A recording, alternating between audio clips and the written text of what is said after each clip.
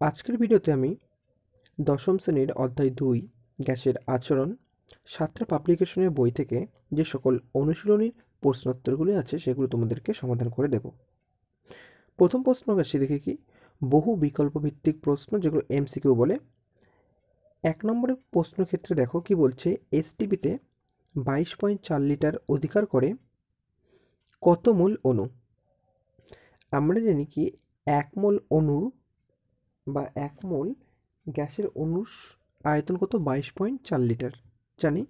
কিন্তু তোমরা যদি এখানে লক্ষ্য করে দেখো, 4টে অপশনের ক্ষেত্রেই কোথাও 1 মোল অণু হচ্ছে না।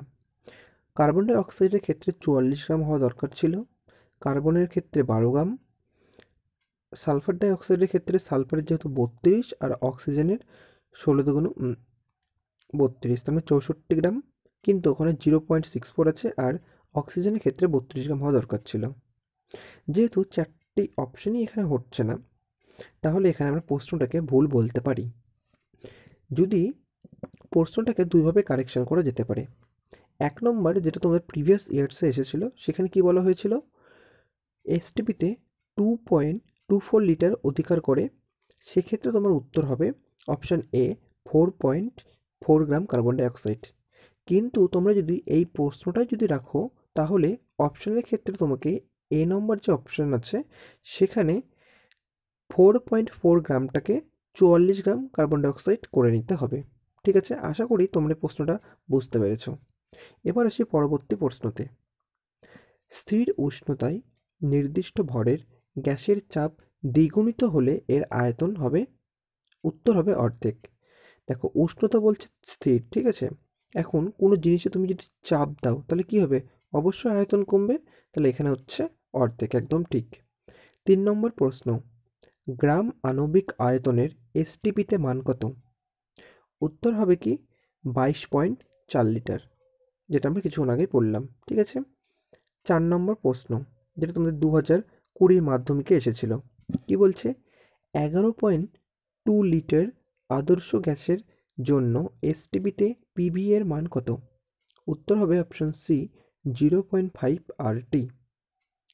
5 নম্বর প্রশ্ন, কোনটি চাপের এসআই একক? উত্তর হবে option B newton metre inverse 2, ঠিক আছে।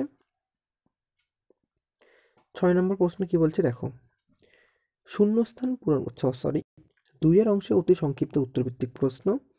একে আছে কি, এ নম্বরে দিচ্ছে শূন্যস্থান পূরণ করো। 1 নম্বর প্রশ্ন কি, বয়েলের পরীক্ষায় প্রয়োজনীয় পাম্প নির্মাণ করেন বিজ্ঞানী রবার্ট হুক।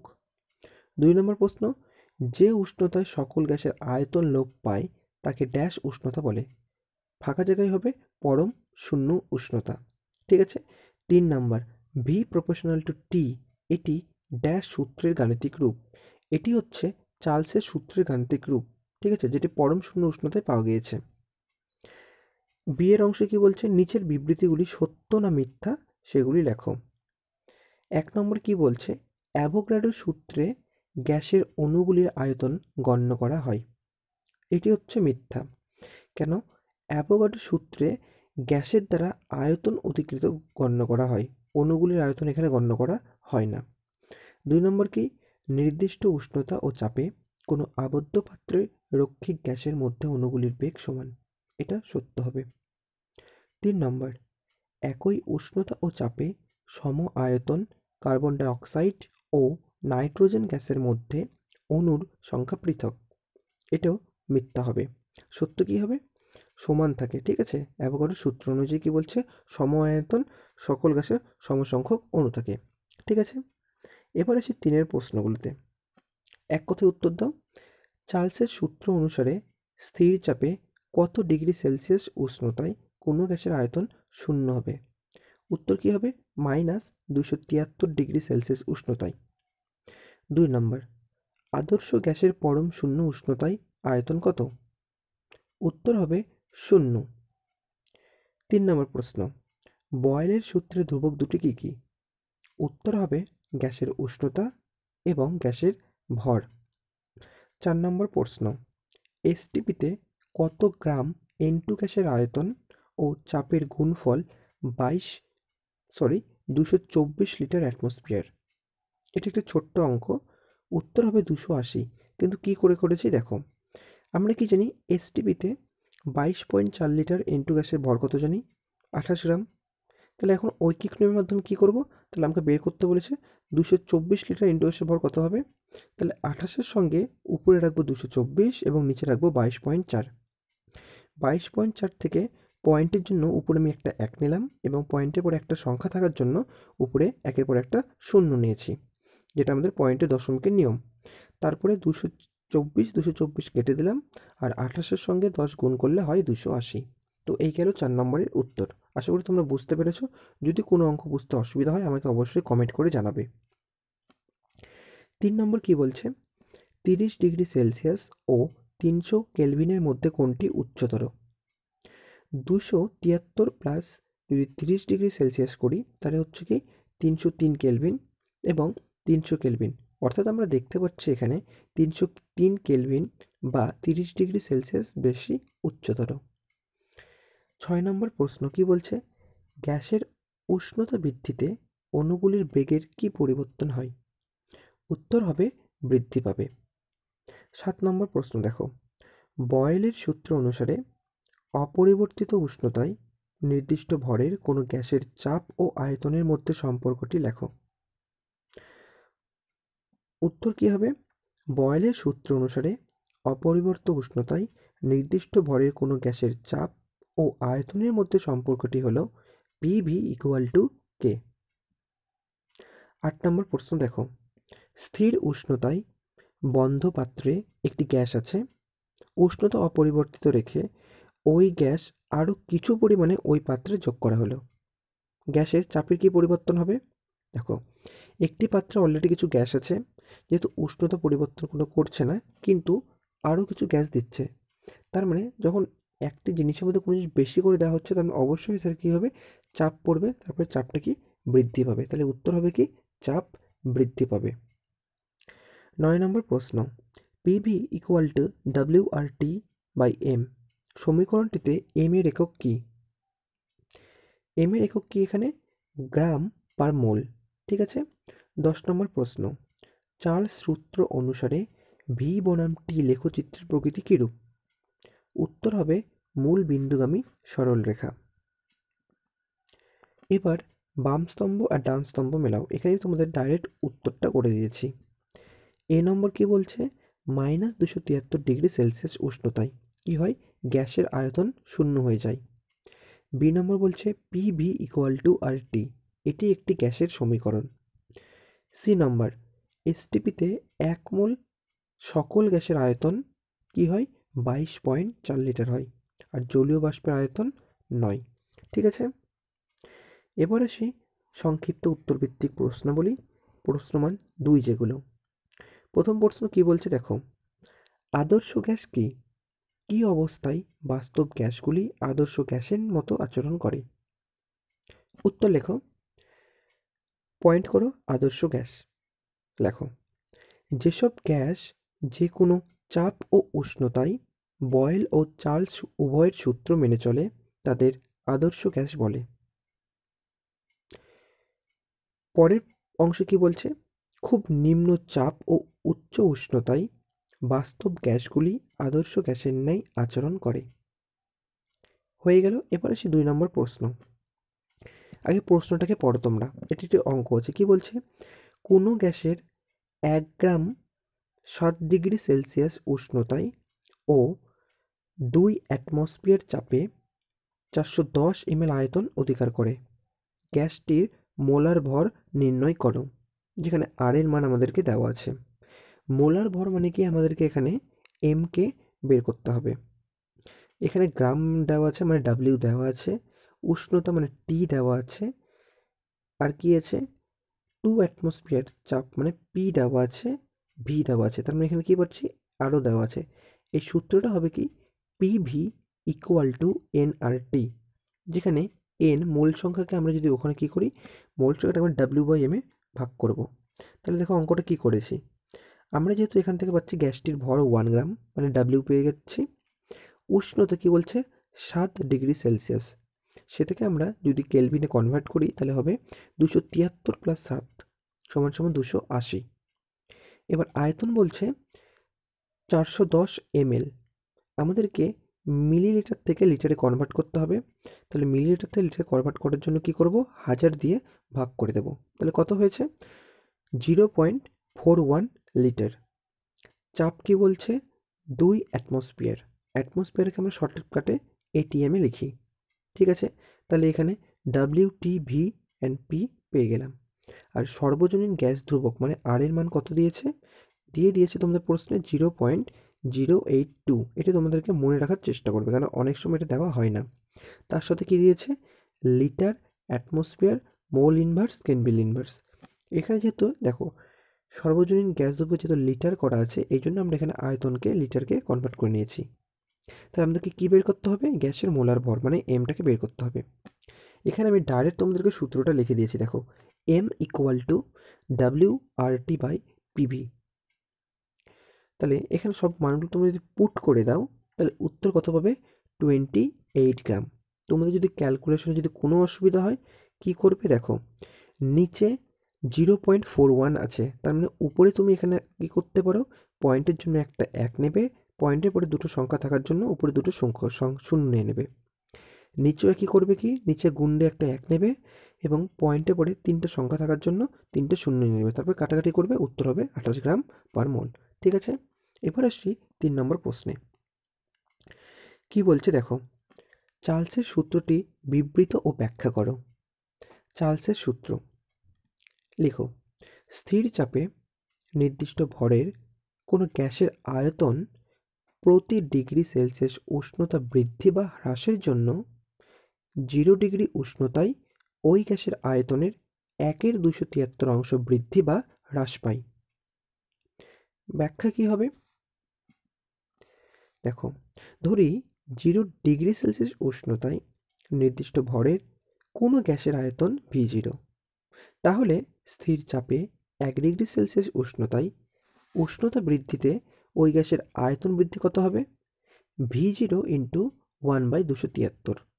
ঠিক আছে, তাহলে কি হচ্ছে, আমরা যদি 1 ডিগ্রি সেলসিয়াস এবার উষ্ণতায় ওই গ্যাসের আয়তন যদি বৃদ্ধি করে দেখতে চাই তাহলে V0 + V0/273, সরি এখানে V0 হবে না, ওখানে 1/273 হবে। ঠিক আছে, এখানে তোমরা একটু কারেকশন করে নেবে।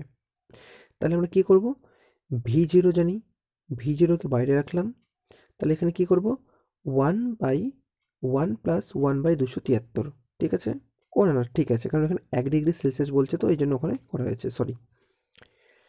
এবার বলি দেখো 4 নম্বর কি বলছে, অ্যাভোগাড্রো সূত্রটি লিখো, এর একটি প্রয়োগ উল্লেখ করো। অ্যাভোগাড্রো সূত্র, স্থির চাপ ও উষ্ণতায় কোনো গ্যাসের আয়তন গ্যাসটির মোল সংখ্যার সঙ্গে সমানুপাতিক। প্রয়োগ কোথায়, অ্যাভোগাড্রো সূত্রের সাহায্যে অণু ও পরমাণুর মধ্যে পার্থক্য নির্দেশ করা যায়। 5 নম্বর আবার একটি অঙ্ক আছে, দেখো কি বলছে, এসটিপিতে নির্দিষ্ট ভরের একটি গ্যাস 273 সেমি কিউ আয়তন অধিকার করে। কত চাপে 27 ডিগ্রি সেলসিয়াস উষ্ণতায় ওই গ্যাসটির 300 সেমি কিউ আয়তন অধিকার করবে। এখানে তোমাকে P2 বের করতে হবে। ঠিক আছে, P1 কি বলছে, দেখো প্রথমে বলছে কি এসটিপি মানে নির্দিষ্ট বা প্রমাণ চাপ কত জানি আমরা, 76 সেমি পারস্তম্ভ। তাহলে গ্যাসের প্রাথমিক চাপ হচ্ছে 76 সেমি, প্রাথমিক আয়তন হচ্ছে 273, যেহেতু এসটিপিতে বলেছে তোমার সব প্রমাণগুলো লিখতে হবে, কিন্তু আমাদের এখানে প্রাথমিক আয়তনটা দেওয়া আছে কত, 273। ঠিক আছে, এবার আমাদের আসি অন্তিম আয়তন কত বলছে, অন্তিম আয়তন হচ্ছে 300, অন্তিম উষ্ণতা 27 ডিগ্রি, মানে 27 ডিগ্রি + 273 মানে 300 কেলভিন, আর চাপ কত বের করতে হবে। তাহলে এটাকে তোমাদের কি সমীকরণ হবে, এটা হবে চার্লস ও বয়েলের সমন্বয় সূত্র অনুযায়ী করতে হবে।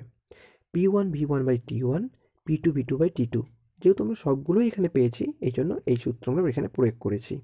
তাহলে আমাকে বের করতে হবে P2। তাহলে P1 V1/T1 × T2/V2, যখন আমরা ওখান থেকে P2টাকে এই দিকে নিয়ে আসবো নিচের সংখ্যাটা উপরে চলে যাবে, উপরের সংখ্যাটি নিচে চলে আসবে। এবার এখানে নর্মাল তোমরা সংখ্যাগুলো পুট করে দিয়ে ক্যালকুলেশন করে উত্তর তোমার বের হয়ে আসবে। যদি কোনো অঙ্কে যদি অসুবিধা হয় আমাকে কমেন্ট করে জানাবে, আমি সেই অঙ্কটাকে স্পেশালভাবে তোমাদেরকে বুঝিয়ে দেওয়ার জন্য সেপারেট ভিডিও করে দেবো। এবার এসে 6 নম্বর প্রশ্নে কি বলছে, এখানেও একটা অঙ্ক দেওয়া আছে।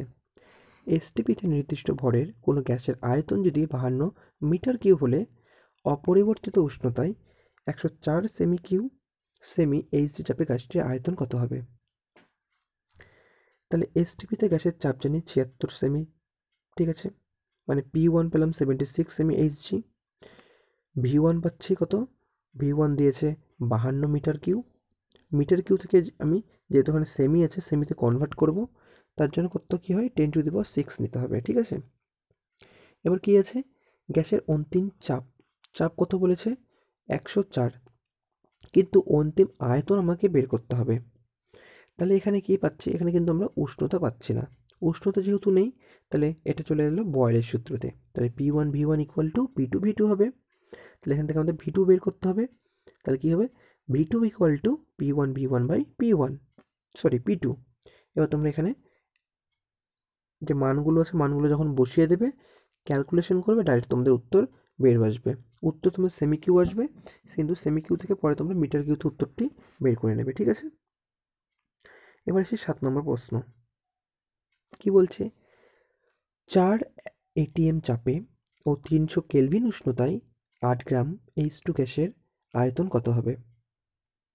গ্যাসের উষ্ণতা 300 কেলভিন দেওয়া আছে, চাপ 4 অ্যাটমসফিয়ার, প্রদত্ত হাইড্রোজেন গ্যাসের মোল সংখ্যা N কি করে বের করব? W/M, মানে গৃহীত ওজন বাই আণবিক ওজন। গৃহীত ওজন কত দেওয়া আছে? 8। আণবিক ওজন কত আছে? H2, মানে একটি হাইড্রোজেনের জন্য 1, মানে দুটো হাইড্রোজেন আছে, তার মানে H2 মানে 2 হবে ওখানে। তারপর কাটাকাটি করলে ওখানে 4 পাচ্ছি। এবার আদর্শ গ্যাস সমীকরণ এখানে করতে হবে, PV = nRT। তাহলে এখান থেকে V আমাকে বের করতে হবে। তাহলে কি হবে, V = nRT/P। তাহলে V = N জানি কত 4, R জানি 0.082, T জানি 300, অ্যাটমসফিয়ার P জানি 4। যেহেতু এখানে পয়েন্টের জন্য একটা 1 নিলাম, পয়েন্টের পরে 3টে সংখ্যা আছে জন্য নিচে 3টে শূন্য নিলাম।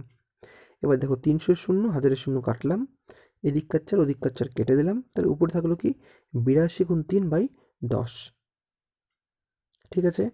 এবার এটাকে যদি ক্যালকুলেশন করো তাহলে উত্তর কত হচ্ছে 24.6 লিটার, ঠিক আছে। এই গেল তোমার অ্যান্সার। এবার আজকে লাস্ট প্রশ্ন কি বলছে এখানে, 300 কেলভিন উষ্ণতায় ও 760 mmHg চাপে কোনো গ্যাসের আয়তন 300 সেমি কিউ হলে এসটিপিতে ওই গ্যাসের আয়তন কত হবে? এসটিপি মানে দ্বিতীয় ক্ষেত্রে এসটিপি বলছে, মানে প্রাথমিক ক্ষেত্রে আমি চাপ পাচ্ছি P1 পাচ্ছি 760 mmg, V1 পাচ্ছি 300 সেমি কিউ এবং T1 পাচ্ছি 300 কেলভিন, কিন্তু অন্তিম চাপ বা প্রমাণ চাপ নেই। যেহেতু এসটিপি বলেছে তাই লিখব 760 mmHg। প্রমাণ উষ্ণতা লিখব কত, 0°C অর্থাৎ 273 কেলভিন। আর V1 আমাকে বের করতে হবে, সরি V2 আমাকে বের করতে হবে। তাহলে এটা আবার কি, চার্লস বয়েলের সমন্বয় সূত্রতে চলে যাবে। তাহলে V1 = কি লিখবো, একদম আগে কিছুক্ষণ আগে একটা অঙ্ক করলাম, P1 V1/T1 × T2/P2। এবার মানগুলো তুমি বসাই দাও, P1 এর মান, V1 এর মান, T2 এর মান, সাথে নিচে T1 আর P2 মান বসাই দাও, উত্তর হবে কি 273, কারণ সব কেটে যাবে, 273টাই বাকি থাকবে। এবার এসে 9 নম্বর প্রশ্ন। 9 নম্বর প্রশ্নতে কি বলছে, 0°C উষ্ণতায় রক্ষিত একটি নির্দিষ্ট গ্যাসের ভরের গ্যাসের চাপ দ্বিগুণ ও আয়তন অর্ধেক করা হলে গ্যাসটির অন্তিম উষ্ণতা কত হবে?